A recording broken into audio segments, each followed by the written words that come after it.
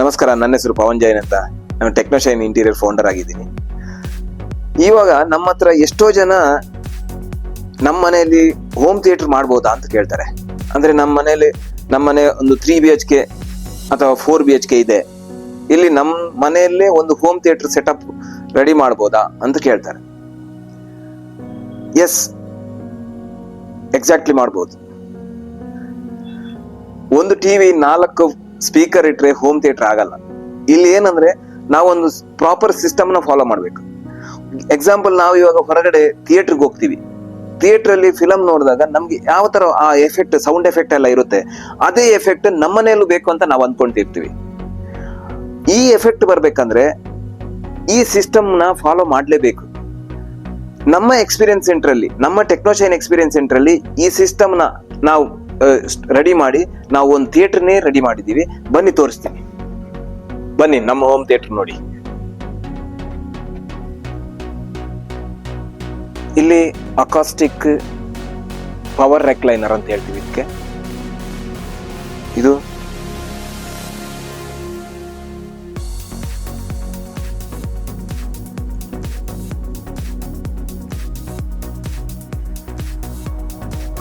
ಮುಖ್ಯವಾಗಿ ಬೇಕಾಗಿರೋದು ನಮ್ಗೆ ವಾಲ್ ಅಕಾಸ್ಟಿಕ್ ಆಗ್ಬೇಕು ಕಂಪ್ಲೀಟ್ ಆಗಿ. ಆಮೇಲೆ ಫ್ಲೋರ್ ಮ್ಯಾಟ್ ಆಗಿರ್ಬೇಕು, ಅದೇ ತರ ಸೀಲಿಂಗ್ ಆಗಿರ್ಬೇಕು, ಮತ್ತೆ ಲಕ್ಸುರಿಯಸ್ ಸೋಫಾಗಳಿರ್ಬೇಕು. ಇದು ತುಂಬಾ ಇಂಪಾರ್ಟೆಂಟ್ ಇರುತ್ತೆ. ಆಮೇಲೆ ಸ್ಪೀಕರ್ಗಳಾಗ್ಲಿ, ಆಮೇಲೆ ಪ್ರಾಜೆಕ್ಟರ್, ಆಮೇಲೆ ಸ್ಕ್ರೀನ್. ಈ ಪ್ರಾಪರ್ ಸಿಸ್ಟಮ್ ಇಂದ ಮಾಡಿದ್ರೇನೆ ನಮಗೆ ಹೋಮ್ ಥಿಯೇಟರ್ ಎಫೆಕ್ಟ್ ಸಿಗೋದು.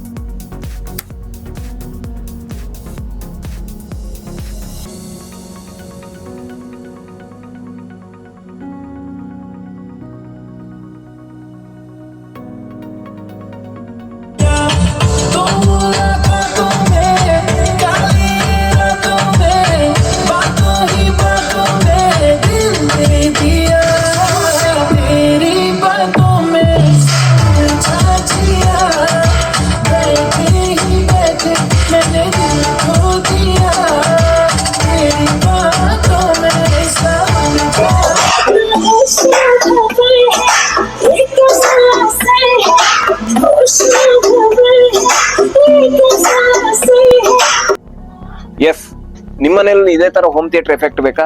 ನಮ್ಮ ಟೆಕ್ನೋಶೈನ್ ಎಕ್ಸ್ಪೀರಿಯನ್ಸ್ ಸೆಂಟರ್ಗೆ ವಿಸಿಟ್ ಮಾಡಿ.